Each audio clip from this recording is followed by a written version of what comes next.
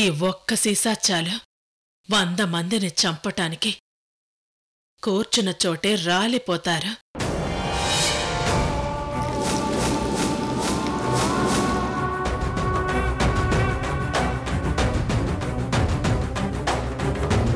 నేను బండిన అన్ని వంటల్లో విషం కలిపాను.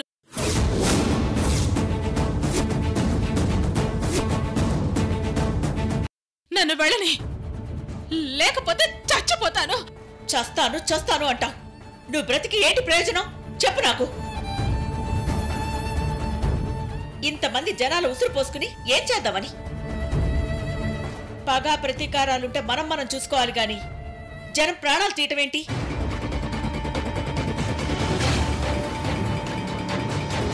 ఇప్పటికైనా మారు రుద్రంబ. రోజీ, నువ్వు నా ప్రాణాలు తీసేటట్టున్నా.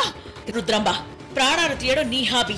రాక్షసులు కూడా మనుషులుగా మారితే చూడాలని నా ఆశ.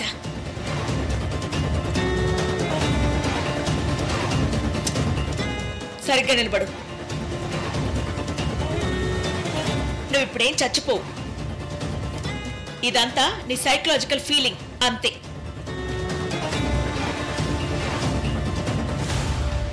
రోజీ,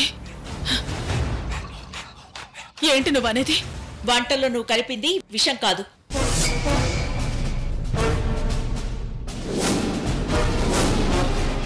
నువ్వు పాయిజన్ బాటిల్ని రహస్యంగా దాస్తున్నప్పుడే చూశాను నేను.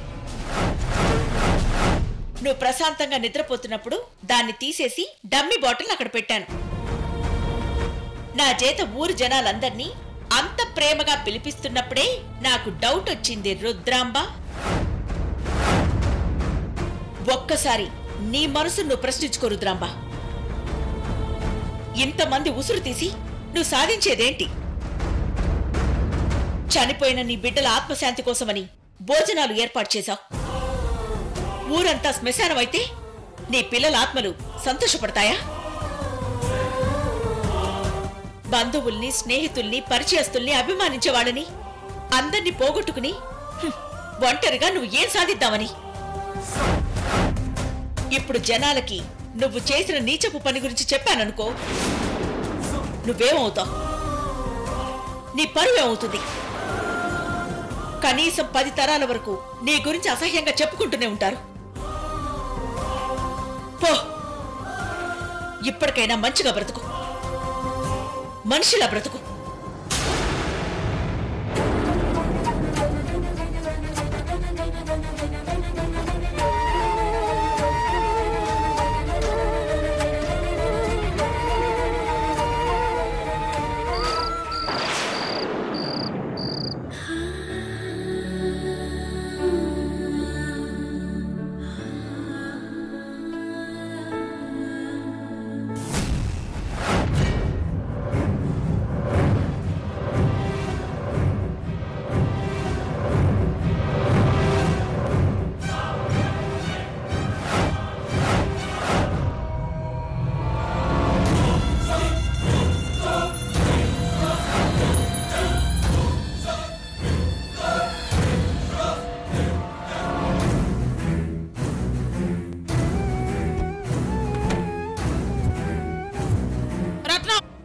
అక్క, నీకెలా ఉందో తెలియదు గాని నాకు మాత్రం రక్తం కుతకుత ఉడికిపోతోంది. నీకు జరుగుతున్న అవమానాల్ని చూసి నేను తట్టుకోలేకపోతున్నానక్క. ఇప్పుడే వెళ్ళి నీ కోడల్ని, దాని ఫ్యామిలీని కసిదీరా పొడి చేస్తా.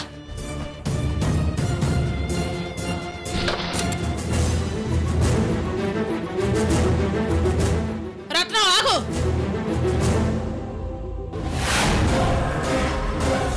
ఆవేశపడకో. నాకు మాత్రం వాళ్ళందరినీ చంపాలని లేదనుకున్నావా? వాళ్ళందరినీ ఏసేయడమంటే నాకెంత పని? నా పిస్టల్లో ఉన్న 6 బుల్లెట్లే ఎక్కువ రత్నం. కోత మొదలు పెడితే 5గురు శవాల్ని నా పెరట్లో పాతి పెట్టడం 5 నిమిషాల పని. కానీ ఆ రోజీ సామాన్యురాలు కాదు. ఎక్కడ ఏ చిన్న తేడా వచ్చినా మళ్ళీ కేసులు, జైలు, కోర్టు అంటూ చాలా టైం వేస్ట్ అయిపోతుంది. మనకి మనశ్శాంతి కరువైపోతుంది.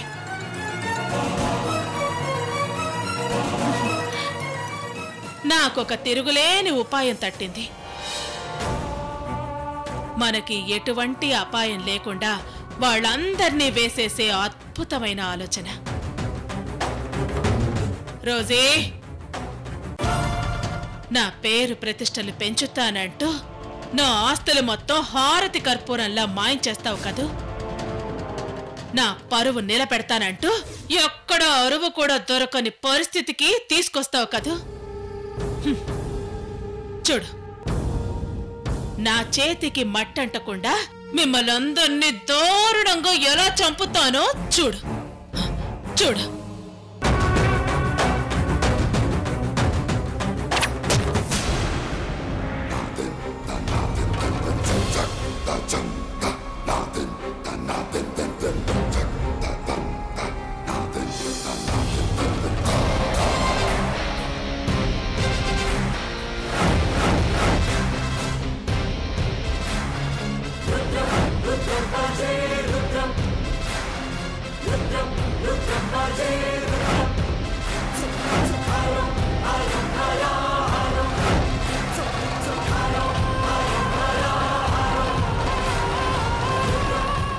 ఏమే, మా శైలేందర్ అన్నని దారుణంగా చంపిందే కాకుండా మా దొడ్డమ్మకి మనశ్శాంతి లేకుండా చేస్తున్నావు కదే. సిగ్గు ఎగ్గు లేకుండా మీ కుటుంబం అంతా వచ్చి మా దొడ్డమ్మ ఇంట్లోనే తిష్ట వేస్తారా? మిమ్మల్ని ఊరికే వదిలిపెట్టకూడదు.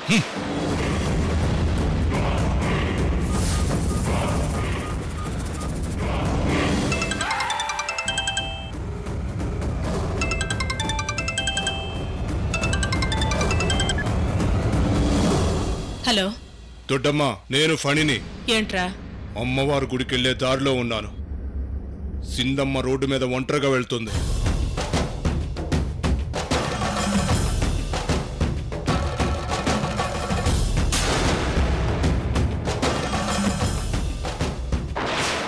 పలుకుబడే కాదు, నీకీ వరంగల్లో ఏ బడి లేకుండా చేస్తాను.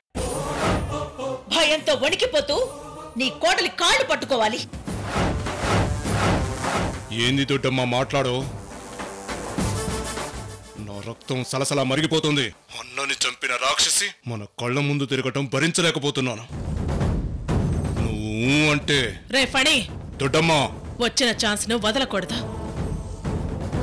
నువ్వు ఏం చేస్తావో ఎలా చేస్తావో నాకు తెలీదు. దాని శవం మాత్రమే ఇంటికి రావాలి. నువ్వు ఇంకా నాకేం చెప్పకు దొడ్డమ్మ. మ్యాటర్ నాకు వదిలేయి.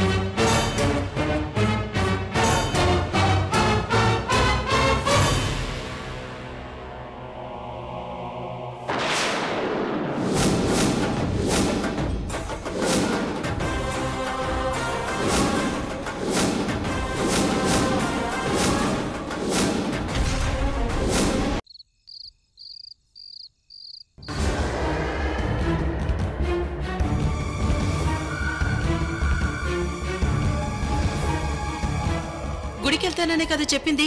అవునమ్మా. మరి ఇప్పటిదాకా రాకపోవడం ఏంటి? ఒకవైపు చీకటి కూడా పడుతుంది. మధ్యలో ఎవరైనా ఫ్రెండ్స్ ఇంటికి వెళ్తానని చెప్పిందా? ఫ్రెండ్ ఇంటికి వెళ్ళేటట్టయితే ఫోన్ చేసి చెప్పేది కదమ్మా. ఆడ స్నేహితులైతే చెప్పేదేమో.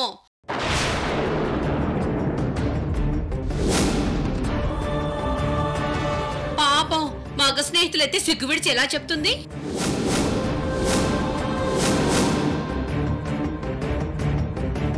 ఏ రత్నం, ఏం మాట్లాడుతున్నావు? నోరు అదుపులో పెట్టుకో. అయ్యో రామా, నేనేమన్నానమ్మా?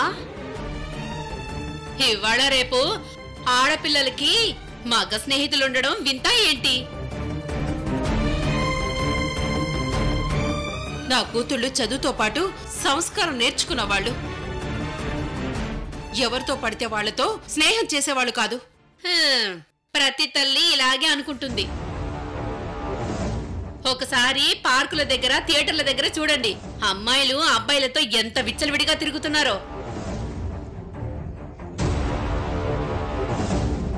సిగ్గు శరం లేని నీలాంటి వాళ్లే అలాగ తిరుగుతారు. మాటలు జాగ్రత్తగా రాని సుమిత్రమ్మ. ఊళ్ళో జనాన్ని అడిగితే చెప్తారు, సిగ్గు శరం లేనిదెవరికో. మొగుణ్ణి చిత్రవద చేసి చంపిన ఆడది రంకు మొగుడితో కాలక్షేపం చేస్తుందా? రత్నం, ఇంకొక మాట మాట్లాడితే చెప్పుతో కొడతాను. అవును మరి, నిజం మాట్లాడితే నిష్ఠూరంగానే ఉంటుంది. నీ పెద్ద కూతురు ఒక నిప్పు. చెప్పా పెట్టకుండా ఇలా విచ్చలవిడిగా తిరిగితే మాత్రం తప్పు కాదు.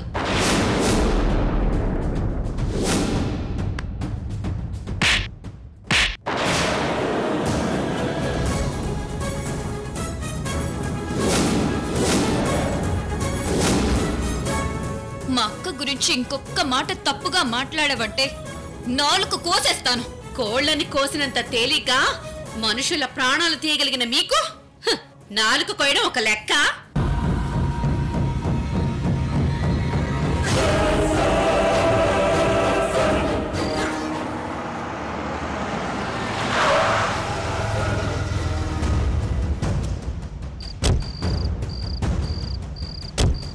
చాలా థ్యాంక్స్ కలెక్టర్ గారు. రుద్రాంబ అన్యాయంగా సంపాదించిన ఆస్తుల్ని పేదల పేరు మీద పట్టాలిచ్చినందుకు మీకు చాలా చాలా థ్యాంక్స్ అండి. Thank you. ఉంటాను.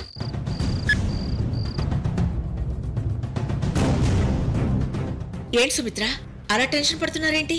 గుడికి వెళ్ళొస్తానని చెప్పి సింధు బయటికి వెళ్లి చాలా సేపైంది. రోజీ ఎంతవరకు రాలేదు. అక్కెప్పుడు ఇంతసేపు ఉండదు కదా ఆంటీ. ఉదయం అనగా బయటికి వెళ్ళిందా? ఇప్పుడు దాకా ఇంటికి రాకపోవడం ఏంటి సుమిత్ర? మధ్యలో మీకు ఫోన్ చేయలేదా? లేదంటీ, అక్క ఫోన్ చేయలేదు. సాయంత్రం నుంచి మేం కాల్ చేస్తుంటే తను లిఫ్ట్ కూడా చేయలేదు. ఫోన్ లిఫ్ట్ చేయకపోవడం ఏంటి? మళ్ళీ ఇంకోసారి ఫోన్ చేయకపోయావా? 10 నిమిషాల క్రితం ఫోన్ చేశానంటీ. ఫోన్ స్విచ్ ఆఫ్ వచ్చింది. స్విచ్ ఆఫా? ఉండు, భరత్కి కాల్ చేస్తాను.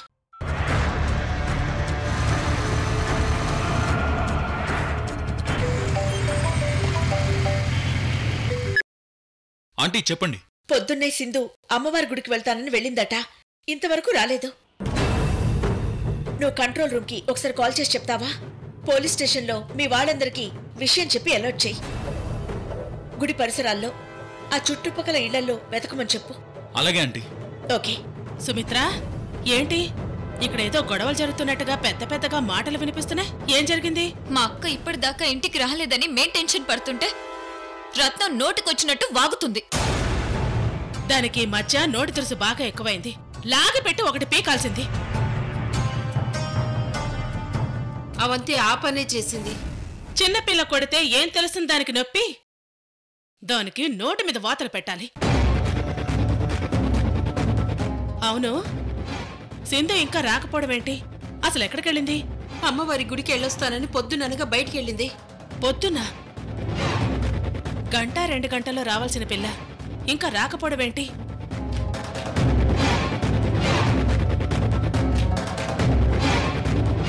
అమ్మా దుర్గమ్మ, ఏమిటమ్మా నీ లీల? నా కోడల్ని త్వరగా ఇంటికి చేర్చు తల్లి. జరిగిన విషయం చూస్తుంటే దుర్గమ్మ లీలలా కనిపించడం లేదు రుద్రాంబ. నే లీలే అయ్యుంటుందనిపిస్తోంది. ఏంటి రోజీ, నన్నే అనుమానిస్తున్నావా? ఓవర్ యాక్షన్ చేయకు రుద్రాంబ. మర్యాదగా నిజం చెప్పు. రోజీ, అందరూ పోయి అనాథలా బతుకుతున్నదాన్ని ఉన్న కోడళ్ళు కూడా వదులుకుంటానా? కాస్త ఆలోచించి మాట్లాడు రోజీ.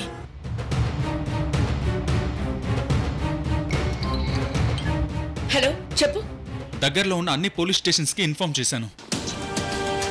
వదిన గారి ఫోటో కూడా వాట్సాప్లో పంపించాను. నేను ఇంటికి వచ్చి అవంతిని తీసుకెళ్తాను. మేమిద్దరం గుడికి వెళ్ళి చూసొస్తాం. సరే. Okay aunty.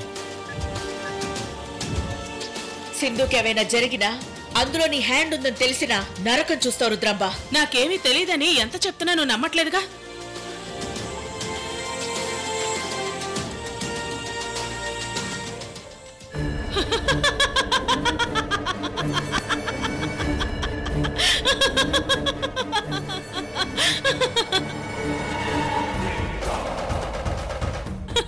సింధు, సింధు, సింధు. పిచ్చి రోజీ, ఇంకెక్కడ సింధునే? ఈ పాటికి శవంగా మారి ఏ అడవుల్లోనూ దిక్కు లేకుండా పడుంటుంది. ఏంటక్క నువ్వనేది? బయట మన వాళ్ళకి ఒంటరిగా కనపడింది. ఏసేమని చెప్పాను. ఇలాంటి ఛాన్సులు మళ్ళీ మళ్ళీ మనకి రావు కదా.